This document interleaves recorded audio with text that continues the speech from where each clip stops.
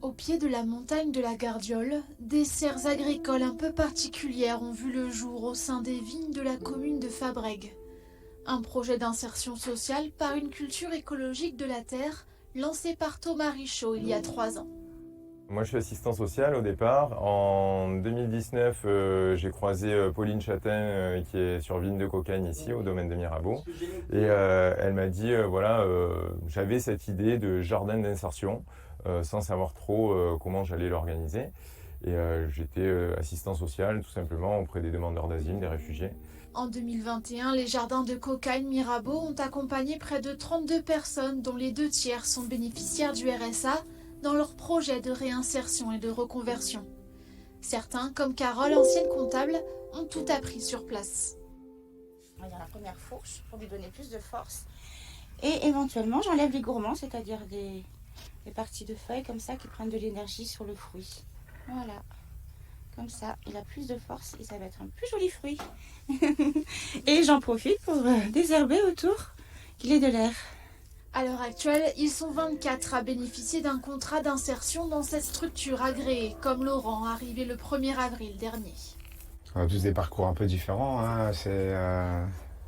Ma vie n'a pas été souvent facile, quoi. Donc moi, pendant 10 ans, j'ai bien galéré. Le foyer, en communauté, la rue. Puis à un moment donné, tu te stabilises un peu, quoi. Et puis je trouve des assos comme ça qui te relancent, quoi. Et je trouve ça génial, quoi. Parce que tu as perdu un peu le goût du travail, tu as perdu beaucoup de repères, en vrai. Et ici, puis ça permet de te relancer à une force incroyable, quoi.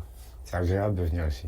Car en plus d'offrir un contrat de travail, l'association finance des formations pour les aider à trouver un emploi.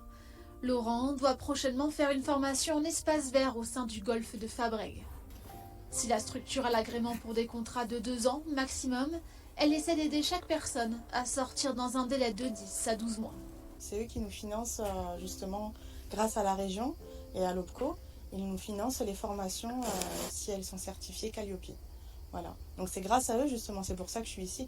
C'est pour continuer à me former et sortir d'ici et être apte à me lancer professionnellement à mon compte. La satisfaction du légume cultivé, il est ensuite vendu aux adhérents qui ont souscrit un abonnement hebdomadaire pour recevoir un panier.